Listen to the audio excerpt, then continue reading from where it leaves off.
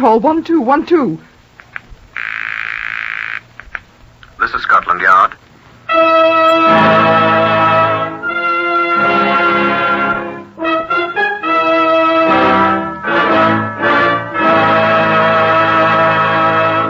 For the first time in history, Scotland Yard opens its secret files to bring you the authentic stories of some of its most baffling cases. These are the stories, the unvarnished facts, just as they occurred, reenacted for you by an all-British cast.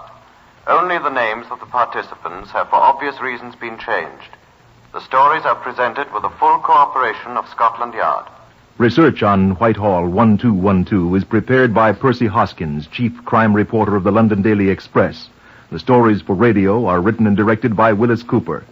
Here are the participants in case number 921MR421. Peter Williams, who boxed at 135 pounds.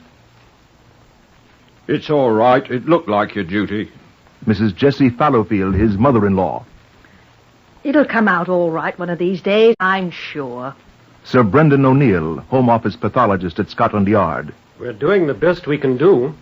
Iris Williams, who resembled her mother. No, not to the police station. No! Chief Inspector Oscar Ford of Scotland Yard. On the morning of 19th November 1943, two engineers employed by a Bedfordshire town discovered something floating, half submerged, in the waters of the River Lee. Now, if you'll come with me down the corridor here to the Black Museum, I'll show you what they found. Come along, please. This is Scotland Yard's Black Museum, of which you may have heard. Chief Superintendent John Davison doesn't seem to be here. Oh, John. Who is it? It's Austin Ford, John. Oh, be with you at once. Chief Superintendent Davison is the custodian of the Black Museum. Has a long and distinguished record with the Yard. Oh, good afternoon. Came in connection with the Williams case, John. Oh, yes. 921MR421. Up here on the shelf. Say, I hope you're not too disappointed in not finding skeletons and gory human bodies lying about in here. But they're in short stock with us. Yeah, this is it, Oscar. Actually, this isn't the Grand Guignol, you know. The articles filed away in here, all, of course, had some connection with one crime or another, but they're not particularly gory now. We don't keep them here to inspire writers of penny dreadfuls on the wireless at all. No, they're here for the use as reference items in our business of catching criminals. Examples, you see, of how certain crimes were committed. And I think you'd be amazed how much they aid our people in solving other similar ones. Now, these things in this box are potato sacks. Ordinary rough burlap sacks. But potatoes come in. Other things come in them too, John. Yes, a dead body came in this one.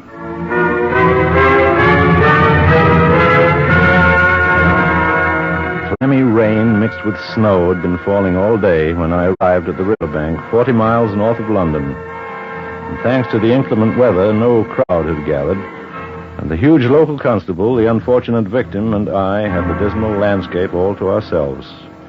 I showed my card to the constable. Thank you, sir. That's it? I wouldn't look if you don't need to, sir. Drowned, eh? Not only drowned, sir. Oh. Doctor's just left, sir. They'll be coming to take her to the mortuary. Her? He thinks it was a woman.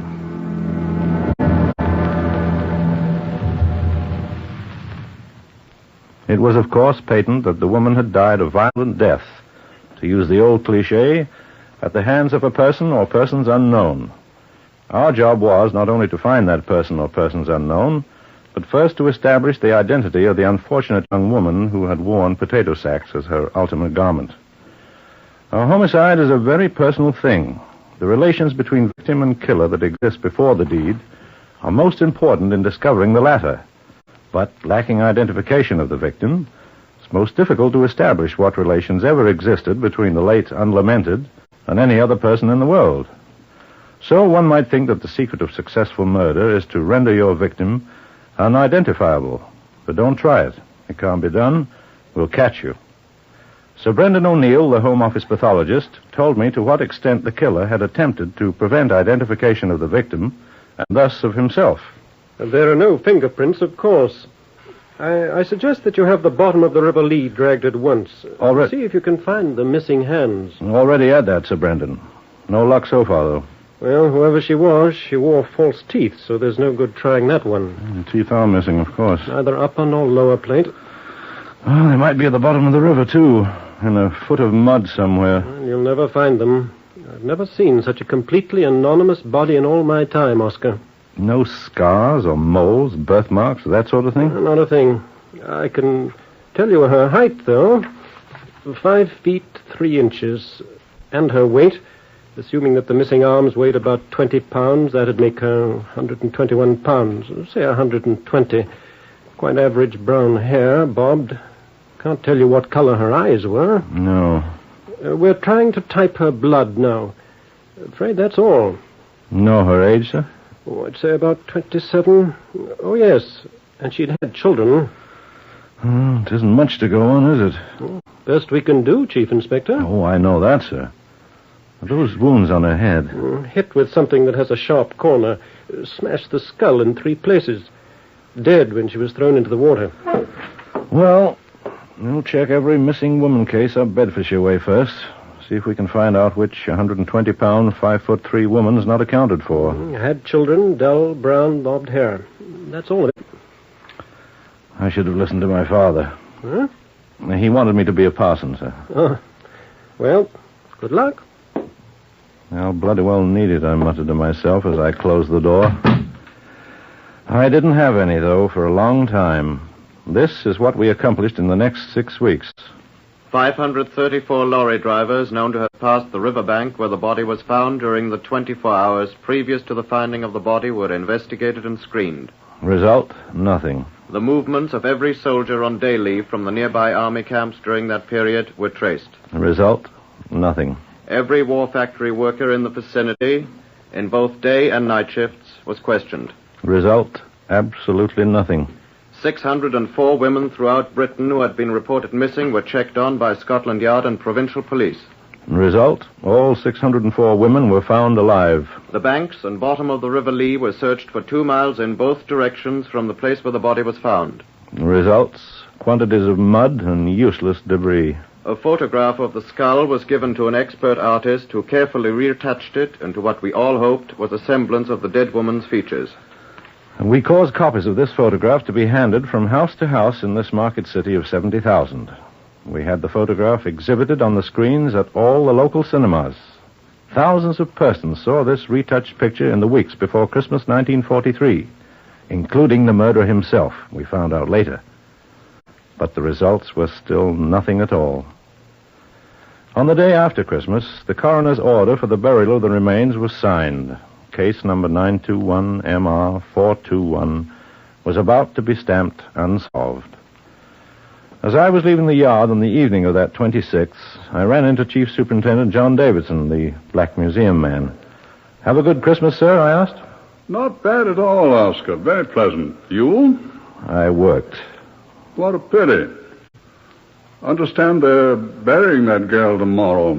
I expect that's the end of it. Burying her up there in Bedfordshire, are they? Aye. Going to the funeral? Well, sir, you'd hardly call it a funeral exactly. You're going? Hardly, sir. Oh, have a cigar? Canadian friend of mine sent me a box for Christmas. Real Corona Perfectos. Thank you, sir. Well, one more for me, then. I should think it would be an act of Christian charity if you did attend the girl's funeral. Well, sir, I remember once, about 1909 or 10, if I remember correctly. I think it was old smudgy Steele, Inspector Steele, dead now. He nabbed a man at a funeral. That's so, sir. The murderer. Chap came to gloat, I expect, at his victim's last rites. Steele wondered who this stranger was and got into conversation with him. Orson Welles or someone ought to get hold of that one. Make a corking good penny dreadful, wouldn't it? The stranger at the funeral or something. But it really happened. Might happen again, too, you know. Well, good night. Yes. Good night, sir.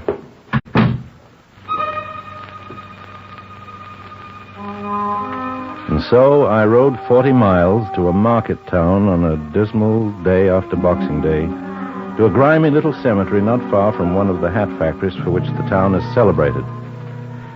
The 2 second assistant sextons were shoveling the frozen clods into the raw new grave as I walked away from there, with the huge constable and the young army chaplain who had been summoned away from a nearby officers' mess to officiate. The cemetery was deserted, except for us. The murderer hadn't been in attendance after all. The big constable and I walked on past the hat factory whilst the young chaplain left to go back to his unfinished lunch. It was cold, streets almost deserted.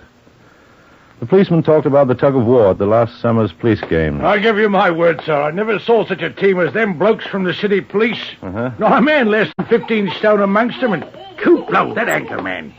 Well, that chap weighed not a pound less than 17 stone, and strong. Oh, a ruddy bull.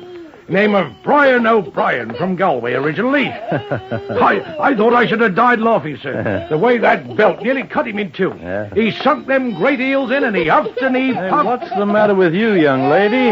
There's nothing the matter with her voice. Oh, now, what's the matter, dear? I want my mommy. Oh, she's lost. Best take her to the nearest police station, eh? Come along, young lady. No, policeman, no. Oh, she thinks you're going to throw her in jail. No. I'm not going to pinch your sister. You're lost, you see. Mommy lost. Mommy lost. Probably swilling tea somewhere or else planted in a cinema. No. Mommy in London. Mommy gone. I want my mommy. Oh, that's jolly. Now what do we do, Constable? Mommy said she's coming home for Christmas, and Mommy not go. Poor little child. I want Mommy. Here, little girl. Little girl. What's your name? Well, look up at me. Here, let me see your face. What's the matter, sir? I have a hunch. Yes, sir. Now, don't let that kid get away. Here. What's she done, sir? I'll show you in a second. Look, keep her quiet, will you, before we run in. Stow it, you little darling. Oh! No, mustn't bite. Oh! Hurry up, sir, please. Oh, give her a sixpence or something. I'll find it in a minute. Here it is. Look at it. Look at it. Missy. Now, don't let her see it. Lord, love a ruddy duck. I want my mommy. You recognize the paper there? Of course, sir. We circulated thousands of these all over town. Well, tell me what it is. Darling. Yes, sir, it's the picture of the missing woman that you people at Scotland Yard had made up. What else do you see? Sir? I said, what else do you see? Oh! This little maniac, whose mother is missing, is the spitting image of the picture. All right. Come on, darling. We'll take you home. My mommy come home. Now, dear, your mummy can't come out now. We accompanied the little girl whose name we learned was Iris Williams, age 3, to her home, a short distance away. It was a modest 3-room flat occupied by a Mrs. Jessie Fallowfield, the child's grandmother, and her son-in-law, Iris' father, a member of the local National Fire Service unit. Little Iris retreated to the doorstep with an enormous slice of bread and wild bramble jelly, while Mrs. Fallowfield talked with us. Yes, I've been here only 2 weeks, you see. I didn't want to talk before little Iris. Her mother's away. My daughter. So we understand from Iris, Mrs. Fallowfield. Quite. I don't like to have to say it, but Jessie, my daughter, she has the same name as mine, and Peter, my son-in-law, didn't get on together. Where is your son? At the fire station. Uh-huh. Well, to speak quite plainly, my Jessie wrote to me at Sevenoaks in Kent, you know, that she couldn't stand it here with Peter any longer, and she was going away. Well, how long ago was that? Oh, the 19th of November. Uh-huh. You haven't heard from her since? Oh, yes, indeed, almost every week. You've heard from her since she left? Oh, yes, but we're on the best of terms as long as we're not together, you see. I'm afraid she's a bit flighty. Well, one can't live one's daughter's life, can one? No, one can't. And you say you've heard from her recently? Oh, yes. As a matter of fact, the reason I came from Sevenoaks to live here is because she wrote asking me to. She did? Yes, she insisted she couldn't live with Peter. But he needs to be taken care of, says she, and won't you go and make a home for him, Mother? So that's why I'm here. Peter just moved in with me a week ago. It's very cozy. Though I do wish he'd come home again, though it would probably be the same thing all over again. Bicker, bicker, bicker. Oh, there's no peace in this world anywhere, is there? Well, I'm sure we're very sorry to have bothered you, Mrs. Fallowfield, but we were quite captivated by little Iris. I do hope she didn't hurt you. Oh, I better make her to come and fix that up, ma'am. Iris was quite upset that her mother hadn't come home for Christmas. Oh, my, yes. Though Jessie wrote both Peter and me saying she couldn't make it. She was so busy there in Hampstead, the Christmas rush and all. The hairdresser, you said? Yes, but I'm afraid I don't know the name of the place. Well, it doesn't really matter since you're sure it was your daughter's handwriting in that letter. Well, I should think I'd be able to recognize that handwriting of hers. The hours I've spent trying to teach her to write tidily. Well, I hope you'll pardon our intrusion, Mrs. Fallowfield. We were so taken with dear little Iris. Yes. And rather alarmed about her mother. Oh? And I'm afraid that we, police officers... Suspicious. I'm sorry. Well, there's nothing at all to worry about my daughter, gentlemen. I'm quite sure that she's safe. Oh, I'm quite sure of that, madam. But her husband, your son... Oh, I'm sure that... Oh, I wouldn't be surprised if that's Peter now. Peter? Hello, Ma. There's another letter from Jessie here. Oh, I'm sorry. These gentlemen are from the police, Peter. The police? About Jessie? I'm happy to see you, Mr. Williams. Oh, I'm Chief Inspector Ford of Scotland Yard. What's this about Jessie? Oh, don't be alarmed, Peter. Iris was blubbering in the street about her mummy being lost, and these gentlemen were afraid murder's been done or something equally horrid and brought her home. Oh, well, thank you, gentlemen. Mother, I must have tea early. I'm fighting tonight. My son is a boxer. You're a lightweight, I take it, Mr. Williams? 135 pounds, yes. Didn't see your name on the card. At the drill hall, eh? Yes. Slasher Rifkin broke his wrist this afternoon. I'm a substitute. Oh, I shall probably see you then. Too bad about Slasher. Good man, that. Saw him fight that Australian 4 weeks ago. Oh, I've beaten him twice. He can't stand up against a left-handed boxer. You're left-handed? Yes. Another letter from Jessie, Peter. Yes. The postman was just passing and he... That another example of your daughter's handwriting, Mrs. Fallowfield? Oh, yes. Oh, yes, of course. Did you ever see such writing? The girl will never learn. Nobody could ever imitate that writing. Well, gentlemen, I'm sorry that you've had to get mixed up in all this. My wife's a very charming girl, but... Oh, we quite understand. I hope you'll forgive our intrusion. Oh, it's all right. Looked like your duty, I suppose. Another one of those unfortunate affairs.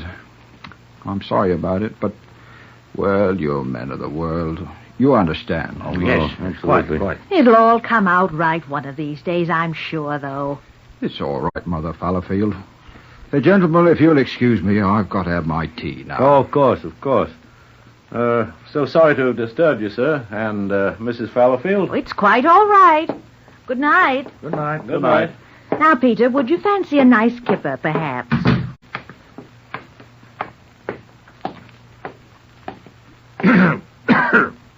Well, what did you think? Sir, done a bit of boxing in my time, too. What? One thing I learned many years ago. Yes? Never trust a left-handed boxer.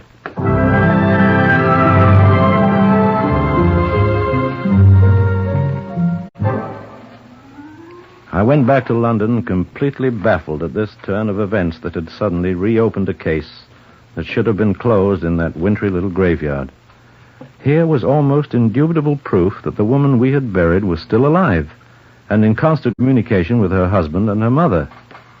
The letter from her had arrived on the very day I had seen her body committed to the frozen ground. It was impossible, obviously. Well, at my desk at Scotland Yard the next morning, I arranged to have every known hairdressing shop in Hampstead and the whole north of London investigated to find if any employed a girl named Jessie Williams or Jessie Fallowfield. I'd caught the return address on the envelope in the Fallowfield flat, and it said, Jessie Williams, Hampstead. Spelled that way, without the P. Hamstead. I remembered. Well, I thought she spells as badly as she writes. I dismissed it and picked up the telephone to make a routine inquiry. Criminal Records Office, Sergeant Healy. Healy, I'd like you to look up a chap for me, please. Who's this speaking, please? Oh, I'm sorry. Chief Inspector Ford. Yes, sir. Chap named Peter Williams, a boxer by profession, comes from Bedfordshire. See if we've ever had any dealings with him before, will you? Take some time, sir. Oh, good enough. Ring me when you find out, will you? Williams, Peter. That's all I know about him. We'll see what we can find, sir. All right. Thank you. I went upstairs to see Sir Brendan O'Neill, the Home Office pathologist. Hello, Oscar. Get her buried, all right? Yes, sir. Sit down. But I want to dig her up again. Oh, what for, old boy? Can it be done? Well, of course, if there's sufficient reason. I need to know one or two things. Well, it's unusual, but... The case isn't closed yet. I saw to that. Well, if her relatives don't raise the row... We haven't been able to find any relatives, sir. Oh, that's right, isn't it? Well, that case, dig her up. Right, sir. Then we can have her sent down here, and I'll need your personal assistance, Sir Brendan. For what? I want to find out some things. Oh, I can't tell you her name, Oscar. Perhaps I can. What do you want me to do, then? Help me to find a very clever murderer, sir.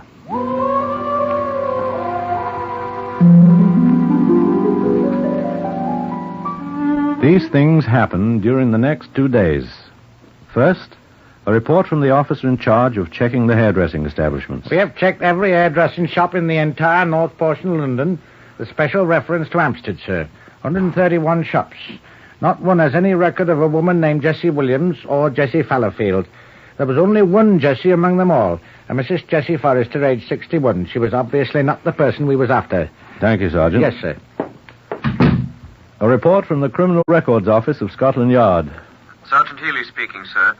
We checked thoroughly on your boxer, Peter Williams. Find anything on him? Yes, sir. He's been up twice. Convicted. Penal servitude in both instances. Good. That all, sir? Yes. Oh, no. What was he charged with? Forgery, sir. A final visit to Sir Brendan O'Neill's laboratory. Here's the report, Oscar. She was struck twice on the head with a flat object, like a wide metal bar or a heavy, narrow wooden plank. The instrument was of an undetermined length, but the marks on the skull indicate that it was 3 7/8 inches wide, at the point where it was struck into the skull. Very good indeed, Sir Brendan. How about the other experiment? Well, they're still working on that. Looks rather silly, doesn't it? I think you were right. Will you be able, do you think, to swear to it if you find I'm right, sir? Well, if results continue this way, we shall. You sent for me, Sir Brendan? Oh, yes. You're Hayes, aren't you? Yes, sir. Right or left-handed, Hayes? Left-handed, sir. Good. Over on that side, they'll call you when they're ready, Hayes. Yes, sir. Would you like to take a little trip up to Bedfordshire with me, Sir Brendan?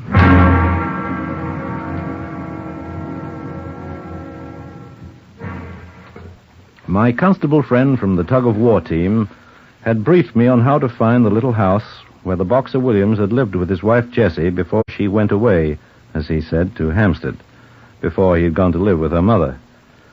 It was a tiny cottage not far from his present flat. I noted with interest that one of the windows looked out onto the graveyard where we had buried that poor woman a few days before. We walked around the place, staring at the neat rooms, empty as they'd stood since Williams had moved out. There was nothing at all at first to excite our interest. Sir Brendan O'Neill walked into the tiny stone-floored scullery. I watched with the other Scotland Yard man who'd come with us. Sir Brendan spoke from the other room. This might be it, Oscar. This strip of wood on this old bench here. Measure it. 3 7/8 inches, all right. Well, right width, Oscar. Good. It's been nailed off fairly recently, sir. These are new nails. See if you can get it off. Carefully. Oh, I can do it.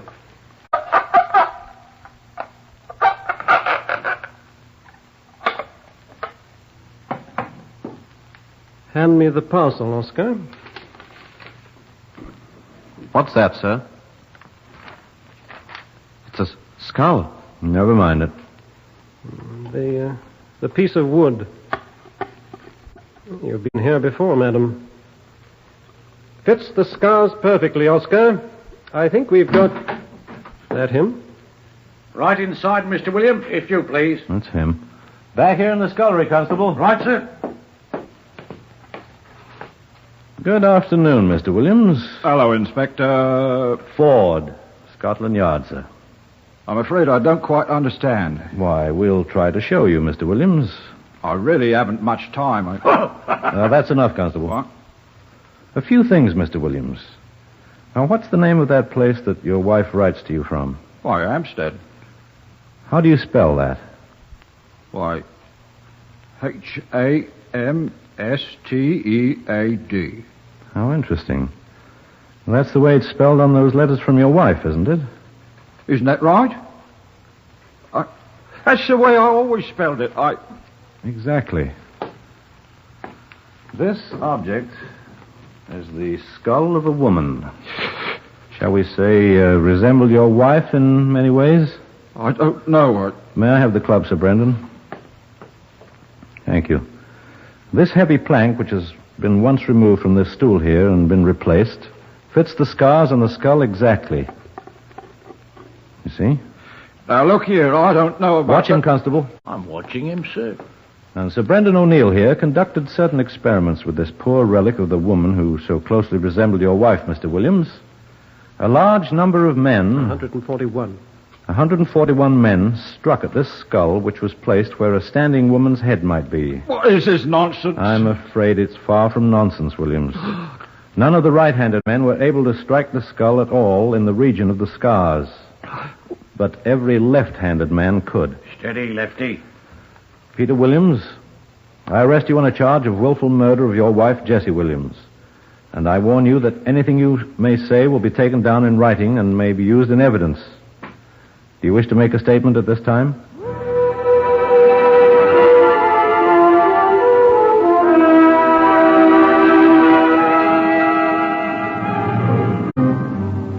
The evidence was incontestable. At the trial, the testimony of handwriting experts proved that Williams had written the letters purportedly coming from his wife after her death. The days on which these letters had been posted were in every case the days on which Williams had been off duty, the only days on which he had been able to go to London for that purpose. It was demonstrated in court that only a left-handed man could have struck the fatal blows. The testimony of more than a dozen acquaintances of the couple provided the motive for the murder. And in a dramatic break with his counsel in open court, Williams shouted out his confession that he had indeed committed the brutal murder. He was sentenced to be hanged, and the sentence was executed on May Day, 1944.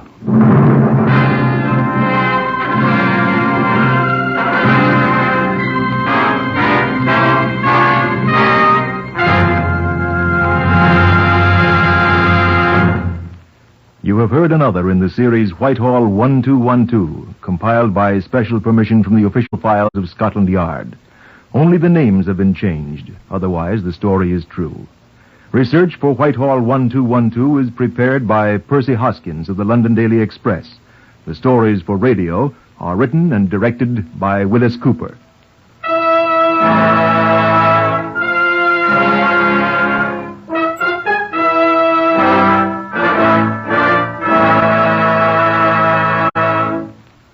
Three chimes mean good times on NBC.